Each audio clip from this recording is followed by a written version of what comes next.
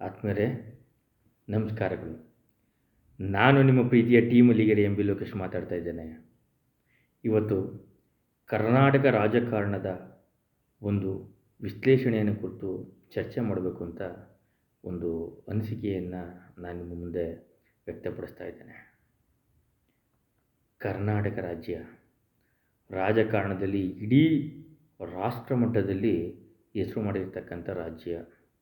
ಈ ಭಾರತ ದೇಶದ ರಾಜಕಾರಣದಲ್ಲಿ ಅಂದರೆ ಯಾವುದೇ ರಾಜ್ಯದಲ್ಲಿ ಸರ್ಕಾರ ಉರುಳಲಿ, ಹೊಸದಾಗಿ ಬಂದಿರತಕ್ಕಂಥ ಗೌರ್ಮೆಂಟ್ ಏನಾರ ಸ್ವಲ್ಪ ತಿಂಗಳಿದ್ದು ಉರುಳೋದ ತಕ್ಷಣ ಅಥವಾ ಅಲ್ಲಿ ನಡೆಯತಕ್ಕಂಥ ಹಲವಾರು ವಿಧಾನ ಸಭೆ ಒಳಗೆ ನಡೆದಿರ್ತಕ್ಕಂಥ ಘಟನೆಗಳೇ ಆಗಲಿ, ಯಾವುದೇ ಒಂದು ಘಟನೆ ಆಗಲಿ, ಸದನದ ವಿಚಾರವಾಗಲಿ ಮೊದಲು ಮಾದರಿಯಾಗೋದು ಕರ್ನಾಟಕ ರಾಜ್ಯ ಅಂದರೆ ತಪ್ಪಾಗಲಾರ್ದು.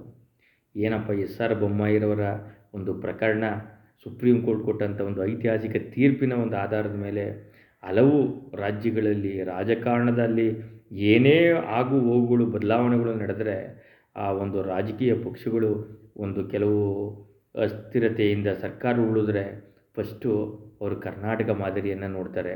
ಅದು ದೇಶಕ್ಕೆ ಮಾದರಿ ಆಯಿತು SR ಬೊಮ್ಮಾಯಿ ಪ್ರಕರಣ ಅಂತ. ಹೀಗೆ ಹಲವಾರು ಇಲ್ಲಿ ಕರ್ನಾಟಕದ ಒಂದು ರಾಜಕಾರಣ ಯಾವ ರೀತಿ ಇತ್ತು ಅಂದರೆ HD ಕುಮಾರಸ್ವಾಮಿರವರು ಕರ್ನಾಟಕ ರಾಜ್ಯದ ಮೊದಲನೇ ಬಾರಿ ಮುಖ್ಯಮಂತ್ರಿ ಆಗುವಾಗ ನಡೆದಂಥ ಒಂದು ಪ್ರಹಸನ ಈ ಭಾರತ ದೇಶದ ಈ ರಾಜಕಾರಣವನ್ನು ನೋಡ್ತಿರ್ತಕ್ಕಂಥವ್ರಿಗೆ, ರಾಜಕೀಯ ಪ್ರಿಯರಿಗೆ ಒಂದು ರಸದೌತಣ ಆಯಿತು. ಒಂದು ರೀತಿ ಬಾಂಡ್ ಪಿಕ್ಚರ್ ನೋಡ್ದಂಗೆ ಆಗೋಯ್ತು ಅವ್ರಿಗೆ. ಇಲ್ಲಿ ಯಾವಾಗ JDS BJP ಸಮ್ಮಿಶ್ರ ಸರ್ಕಾರ ಆಯಿತು, ಆ ಸರ್ಕಾರ ಆದಂಥ ಒಂದು ಉದಾಹರಣೆ ಹಲವು ಗಾಳಿ ಬೀಸಿ ಹಲವು ರಾಜ್ಯಗಳಲ್ಲಿ ಹಲವು ಸರ್ಕಾರಗಳು ಪತನಕ್ಕೆ ಕಾರಣವಾಯಿತು. ಅದೇ ರೀತಿ ಕರ್ನಾಟಕ ರಾಜಕಾರಣದಲ್ಲಿ ಬರೀ ಸರ್ಕಾರ ಉರುಳೋದೇ ಆಗಲಿ, ರಾಷ್ಟ್ರಪತಿ ಆಳ್ವಿಕೆ ಬರೋದೇ ಆಗಲಿ, ಎಲ್ಲವೂ ಮಾದರಿಯಾಗಿ ತಕ್ಕನಾಗಿ ಅಭಿವೃದ್ಧಿಯಲ್ಲೂ ಸಹ ಈ ರಾಜ್ಯಕ್ಕೆ ಅಂದರೆ ಈ ದೇಶಕ್ಕೆ ಮಾದರಿಯಾಗಿ ಕೊಟ್ಟಂಥ ರಾಮಕೃಷ್ಣ ಹೆಗಡೆಯವರ ಒಂದು ಸರ್ಕಾರ, ಜನತಾ ಸರ್ಕಾರ, ಈ ಒಂದು ಗ್ರಾಮ ಪಂಚಾಯತ್ ರಾಜ್ ವ್ಯವಸ್ಥೆಯಲ್ಲಿ ಯಾವ ರೀತಿ ಒಂದು ಗ್ರಾಮಾಭಿವೃದ್ಧಿಯನ್ನು ತರಬೇಕು ಅಂತ ಅಂದಿನ ಜನತಾ ಪಕ್ಷ ಸರ್ಕಾರ ಇಡೀ ದೇಶಕ್ಕೆ ಮಾದರಿಯಾದ ಒಂದು ಸರ್ಕಾರವನ್ನು ಕೊಡುವುದ್ರ ಮುಖಾಂತರ ಕರ್ನಾಟಕ ರಾಜ್ಯದ ಒಂದು ರಾಜಕಾರಣ ಒಂದು ಪ್ರಜ್ವಲಿಸ್ತದೆ ಅಂದರೆ ತಪ್ಪಾಗಲಾರದು. ಏನೇ ಆಗಲಿ, ಇತ್ತೀಚಿನ ದಿನಗಳಲ್ಲಿ ಒಂದು ಬೇಸರದ ಸಂಗತಿ ಅಂದರೆ ಏನು ಕರ್ನಾಟಕ ರಾಜ್ಯ ರಾಜಕಾರಣದಲ್ಲಿ ದಿಗ್ಗಜ ರಾಜಕಾರಣಿಗಳು ಅಂತ ಕರೀತಿದ್ದೋ ಗೌರವಾನ್ವಿತ ಭಾರತ ದೇಶದ ಮಾಜಿ ಪ್ರಧಾನಮಂತ್ರಿಗಳಾದಂಥ HD ದೇವೇಗೌಡರು, ಅದೇ ರೀತಿ ಕರ್ನಾಟಕ ರಾಜ್ಯದ ಮಾಜಿ ಮುಖ್ಯಮಂತ್ರಿಗಳಾಗಿರತಕ್ಕಂಥ BS ಯಡಿಯೂರಪ್ಪನವರು, ಇತ್ತೀಚೆಗೆ ತಾನೇ ರಾಜ್ಯ ಸರ್ಕಾರದ ಅಂದರೆ ಕರ್ನಾಟಕ ರಾಜ್ಯದ ಜನಪ್ರಿಯ ಮಾಜಿ ಮುಖ್ಯಮಂತ್ರಿಗಳು ಅಂತ ಕರ್ಕೊಂಡಿರ್ತಕ್ಕಂತಹ ಸಿದ್ದರಾಮಯ್ಯನವರೇ ಆಗಿರ್ಬೋದು. ಹೀಗೆ ಹಲವು ಈ ಮೂವರು ದಿಗ್ಗಜರು ಈ ರಾಜಕೀಯ ಒಂದು ತೆರೆಮರೆಯಾಗೆ ಸರಿತಾ ಇರ್ತಕ್ಕಂಥ ಒಂದು ಸಂದರ್ಭ ನಿಜಕ್ಕೂ ಒಂದು ದುಃಖಕರವಾದ ಒಂದು ಸಂಗತಿ ಅಂತ ಹೇಳ್ಬೋದು. ಈ ಮೂವರು ದಿಗ್ಗಜ ರಾಜಕಾರಣಿಗಳಿದ್ದಾಗ ವಿಧಾನಸಭೆ ಅಂದರೆ ಕರ್ನಾಟಕ ರಾಜ್ಯದಲ್ಲಿ ಯಾವ ರೀತಿ ಇತ್ತು, ಪರ ವಿರೋಧ ಯಾವ ರೀತಿ ಇತ್ತು, ನಿಜವಾಗ್ಲೂ ಒಂದು ಈ ರಾಜ್ಯ ರಾಜಕಾರಣಕ್ಕೆ ಒಂದು ಏನಪ್ಪ ಈ ಅಮಾವಾಸ್ಯೆಯ ರೀತಿ ಕತ್ತಲೆ ಯಾವ ರೀತಿ ಆವರಿಸುತ್ತೆ ಆ ರೀತಿ ಆವರಿಸುತ್ತೆ ಅಂತ ಹೇಳ್ಬೋದು.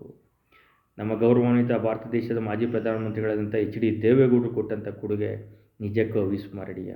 ಅವರಿಗೆ ಸಿಕ್ಕ ಕಡಿಮೆ ಅವಧಿಯಲ್ಲಿ ಅವರು ಕೊಟ್ಟಂಥದ್ದು ಇಡೀ ಏನು ಈ ರಾಜ್ಯ ಹಾಗೂ ರಾಷ್ಟ್ರಮಟ್ಟದಲ್ಲಿ ಅವರು ಸಿಕ್ಕ ಅವಕಾಶವನ್ನು ಸದುಪಯೋಗ ಮಾಡಿಕೊಟ್ಟಂಥ ಕೀರ್ತಿ ಈ ಪ್ರಪಂಚದ ಮಟ್ಟದಲ್ಲಿಯೇ ಎಳುದೇ ಆದ ಪ್ರಮುಖ ರಾಜಕಾರಣಿಗಳಲ್ಲಿ ಅದು ಮಣ್ಣಿನ ಮಗ ಖ್ಯಾತಿ HD ದೇವೇಗೌಡರು ಅಂದರೆ ತಪ್ಪಾಗಲಾರ್ದು. ಅವರು ನೀರಾವರಿ ಕೊಟ್ಟಂಥ ಒಂದು ಕೊಡುಗೆ, ಅದೇ ರೀತಿ ಕೇವಲ ಒಂದು 11 ತಿಂಗಳು ಪ್ರಧಾನಮಂತ್ರಿಯಾಗಿ ಅವರು ದೇಶಕ್ಕೆ ಹಾಕೊಟ್ಟಂಥ ಒಂದು ಅಡಿಪಾಯ ನಿಜವಾಗ್ಲೂ ಅದ್ಭುತ ಅಂತ ಹೇಳ್ಬೋದು. ಅವರು ವಿರೋಧ ಪಕ್ಷದಲ್ಲಿ ಇದ್ದಾಗಂತೂ ಅವರು ಹೋರಾಟ ಮಾಡಿರ್ತಕ್ಕಂಥ ಒಂದು ಹೋರಾಟ ಎಲ್ಲ ಯುವ ರಾಜಕಾರಣಿಗಳಿಗೆ ಮಾದರಿ ಅಂತಲೇ ಹೇಳ್ಬೋದು. ಅದೇ ರೀತಿ ಮಣ್ಣಿನ ಮಗ ಅಂತ ಇಡೀ ಜನಗಳ ಬಾಯಿಂದ ಕರೆಸ್ಕೊಂಡು ಮುಖ್ಯಮಂತ್ರಿಯಾಗಿ ಪ್ರಧಾನಮಂತ್ರಿಯಾಗಿ ಸಿಕ್ಕ ಕಡಿಮೆ ಅವಧಿಯಲ್ಲಿ ಇಂಥ ಅದ್ಭುತ ಕೆಲಸಗಳನ್ನ ಮಾಡೋದ್ರ ಮುಖಾಂತರ ರಾಜ್ಯ ಹಾಗೂ ರಾಷ್ಟ್ರ ಮಟ್ಟದ ರಾಜಕಾರಣದಲ್ಲಿ ಇತಿಹಾಸವನ್ನು ಪುಟವನ್ನು ಸೇರಿದ್ದಾರೆ. ಅದೇ ರೀತಿ BS ಯಡಿಯೂರಪ್ಪನವರು, ಅವರು ಹುಟ್ಟಿದ್ದು ಮಂಡ್ಯ ಜಿಲ್ಲೆಯಲ್ಲಿ, ಒಬ್ಬ ಸಾಮಾನ್ಯ ರೈತನ ಮಗ. ಈ ಮೂವರೂ ದಿಗ್ಗಜರು ಸಹ ರೈತನ ಮಕ್ಕಳೇ. ಅವರೇನು ಎಲ್ಲ ಸಹ ಮಧ್ಯಮ ಒಂದು ಬಡ ಕುಟುಂಬದಿಂದ ಬಂದಂಥವ್ರೆ ಹೊರತು ಯಾರೇ ಬಿಸ್ನೆಸ್ ಮ್ಯಾನ್ ಮಕ್ಕಳೇ ಆಗಲಿ, ಕೋಟ್ಯಾಧೀಶ್ವರ ಮಕ್ಕಳೇ ಆಗಲಿ ಆಗಿರಲಿಲ್ಲ. ಎಲ್ಲರೂ ಸಹ ಗ್ರಾಮೀಣ ಸೊಗಡಿನಿಂದ ಬಂದಂತಹ ದಿಗ್ಗಜ ರಾಜಕಾರಣಿಗಳು.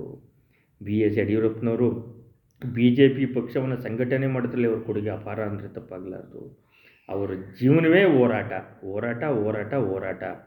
ಅವರು ಒಂದು ಗಾದೆಯ ಮಾತಿತ್ತು, ಯಡಿಯೂರಪ್ಪ ಗುಡುಗುರ ವಿಧಾನಸೌಧ ಗಡಗಡ ಅಂತದೆ ಅಂತ ಒಂದು ಹೇಳ್ತಿದ್ರು. ಅದೇ ರೀತಿ ಅವರು ಜೀವನವೆಲ್ಲ ಹೋರಾಟನೇ ಆಗಿ ಕೊನೆಗೆ ಅವರು ಮುಖ್ಯಮಂತ್ರಿಯಾಗಿ ಈಗ ಒಂದು ಮಾಜಿ ಮುಖ್ಯಮಂತ್ರಿಗಳಾಗಿದ್ದಾರೆ. ಆದರೂ ಸಹ ಅವರನ್ನು ಪಕ್ಷಗಳು ಮತ ಬ್ಯಾಂಕ್ಗೋಸ್ಕರ ಅವರನ್ನ ಒಂದು ಗೌರವ ಸಲಹೆಗಾರರಾಗಿ ಮಡಿಕೊಂಡಿದ್ದಾರೆ ಹೊರತು ಅವರು ಸಕ್ರಿಯ ರಾಜಕೀಯವಾಗಿ ರಾಜಕಾರಣ ಮಾಡೋದಿಲ್ಲ. ಅದೇ ರೀತಿ ಸಿದ್ದರಾಮಯ್ಯನ ಉಂಡಿ ಅಂತ ಒಂದು ಗ್ರಾಮದಿಂದ ಬಂದಂತಹ ಸಿದ್ದರಾಮಯ್ಯನವರು ವಿರೋಧ ಪಕ್ಷದ ನಾಯಕರಾಗಿ ನಿಜವಾಗ್ಲೂ ಮುಖ್ಯಮಂತ್ರಿಯಾಗಿ, ಅದರಲ್ಲೂ ಜನತಾ ಪಕ್ಷದಲ್ಲಿ ಅವರು ಹಣಕಾಸು ಮಂತ್ರಿಯಾಗಿದ್ದಾಗ ಮಾಡಿದಂಥ ಒಂದು ಜನಪ್ರಿಯ ಖ್ಯಾತಿ ನಿಜಕ್ಕೂ ಅದ್ಭುತ.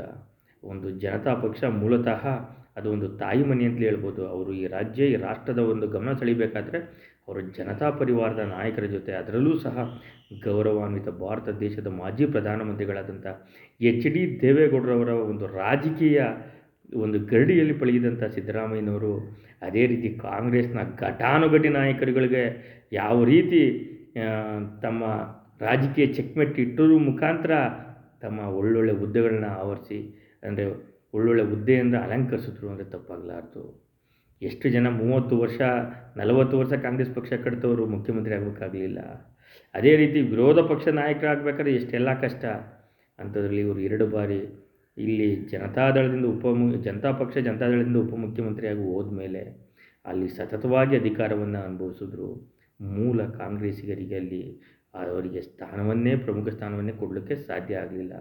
ಆ ರೀತಿ ಜನಪ್ರಿಯತೆಯನ್ನು ಹೊಂದಿದವರು ಎಚ್ ಡಿ ದೇವೇಗೌಡರು. ಒಕ್ಕಲಿಗರ ಬಲಿಷ್ಠ ಮತ ಬ್ಯಾಂಕನ್ನು ಹೊಂದಿದಂಥ ರಾಜಕಾರಣಿ. ಅದೇ ರೀತಿ ಸನ್ಮಾನ್ಯ ಬಿ ಎಸ್ ಯಡಿಯೂರಪ್ಪನವರು ವೀರಶೈವ ಲಿಂಗಾಯತರ ಒಂದು ಮತ ಬ್ಯಾಂಕಿನ ಮೇಲೆ ತಮ್ಮ ಹಿಡಿತವನ್ನು ಹೊಂದಿದಂಥ ರಾಜಕಾರಣಿ.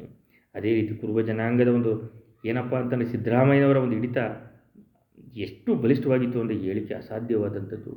ಈ ಮೂವರು ರಾಜಕಾರಣಿಗಳು ಮೌಲ್ಯಯುತವಾಗಿ ರಾಜಕಾರಣವನ್ನು ಮಾಡ್ಕೊಬಂದರು.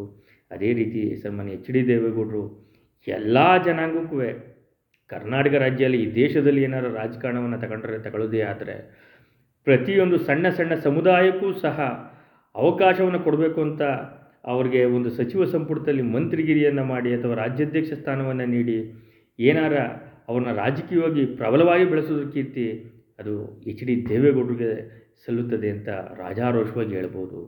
ಟೀಕೆಗಳು ಸಾಯ್ತವೆ, ಎಲ್ಲರ ಮೇಲೂ ಟೀಕೆ ಇರ್ತವೆ. ಎಲ್ಲ ರಾಜಕೀಯ ಒಂದು ವಿಚಾರವಾಗಿ ಎಲ್ಲರೂ ಸಹ ತಪ್ಪು ಮಾಡೇ ಮಾಡ್ತಾರೆ. ಆದರೆ ಈ ಮೂವರು ದಿಗ್ಗಜ ರಾಜಕಾರಣಿಗಳು ಈ ಕರ್ನಾಟಕ ರಾಜ್ಯ ರಾಜಕಾರಣದಿಂದ ತೆರೆಮರೆ ತಂದಿರ್ತಕ್ಕಂಥ ಈ ಸಂದರ್ಭದಲ್ಲಿ ನಾವು ಯಾವ ರೀತಿ ಹೇಳ್ಬೋದು ಅಂದರೆ, ಈ ಕರ್ನಾಟಕ ರಾಜ್ಯ ರಾಜಕಾರಣ ಯಾವ ರೀತಿ ಇತ್ತು ಅಂದರೆ, ಈ ಹುಣ್ಣಿಮೆಯ ಬೆಳಕಿನಲ್ಲಿ ಈ ಒಂದು ಸಮುದ್ರದ ಅಲೆ ಯಾವ ರೀತಿ ಒಂದು ಗಾಳಿ ಬೀಸ್ತಾ ಇರಬೇಕಾದಾಗ ಅಲೆ ಬೋರ್ಗರಿತಿತ್ತು ಆ ರೀತಿ ಇತ್ತು. ಈ ಮೂವರು ರಾಜಕಾರಣಿಗಳು ಯಾವಾಗ ತಮ್ಮ ತೆರೆಮರೆಯಲ್ಲಿ ಅಂದರೆ ಈ ರಾಜಕೀಯ ಒಂದು ಇದರಿಂದ ದೂರವಾಗ್ತಾ ಇದ್ದಾರೆ, ಅಂದರೆ ಸಕ್ರಿಯ ರಾಜಕಾರಣದಿಂದ ಅವರು ವಿಶ್ಲೇಷಕರಾಗಿರ್ಬೋದು, ಅವ್ರ ಹತ್ರ ಸುಮ್ಮನೆ ಗೌರವವಾಗಿ ಮಡಿಕೊಳ್ಬೋದು, ಮತ ಬ್ಯಾಂಕಿನ ದೃಷ್ಟಿಯಿಂದ ಹೊರತು ಇನ್ಮೇಲೆ ಅವ್ರಿಗೆ ರಾಜಕೀಯ ಶಕ್ತಿ ಅಷ್ಟೊಂದು ಇರಲ್ಲ. ಆದ್ದರಿಂದ ಇಂಥ ಒಂದು ಸಂದರ್ಭವನ್ನು ಈ ಅಮಾವಾಸ್ಯೆ ಕತ್ತಲೆಯಲ್ಲಿ ಸಮುದ್ರ ಯಾವ ರೀತಿ ಬೋರ್ಗರಿಯುತ್ತೆ, ಅಕಾಲಿಕ ಮಳೆ ಬಂದು ಈ ಏನು ಬೆಳೆದಂಥ ಫಸಲನ್ನು ನಾಶ ಮಾಡುತ್ತೆ, ಆ ರೀತಿ ಕರ್ನಾಟಕ ರಾಜ್ಯ ರಾಜಕಾರಣ ಆಗ್ತಾಯಿದೆ ಅಂತ ಹೇಳ್ಬೋದು. ಇಂಥ ಮೌಲ್ಯಯುತ ರಾಜಕಾರಣಿಗಳು ಈ ಮೂವರು ದಿಗ್ಗಜರ ಸ್ಥಾನವನ್ನು ತುಂಬುವವರು ಯಾರು ಅನ್ನೋದೇ ಒಂದು ಯಕ್ಷ ಪ್ರಶ್ನೆ ಅಂತ ಹೇಳ್ತಾ ಈ ಒಂದು ರಾಜಕೀಯ ವಿಶ್ಲೇಷಣೆ ಮುಗಿಸ್ತಾ ಇದ್ದೀನಿ. ಇಂತಿ ನಿಮ್ಮ ಪ್ರೀತಿಯ ಟಿ ಮಲಿಗರೆ ಎಂ ಬಿ ಲೋಕೇಶ್. ಜನತಾ ಪರಿವಾರ ಯೂಟ್ಯೂಬ್ ಚಾನಲ್ನ ಸಬ್ಸ್ಕ್ರೈಬ್ ಮಾಡಿ, ಲೈಕ್ ಮಾಡಿ, ಶೇರ್ ಮಾಡಿ. ಇಂತಿ ನಿಮ್ಮ ಪ್ರೀತಿಯ ಟಿ ಮಲಿಗರೆ ಎಂ ಬಿ ಲೋಕೇಶ್. ನಮಸ್ಕಾರಗಳು.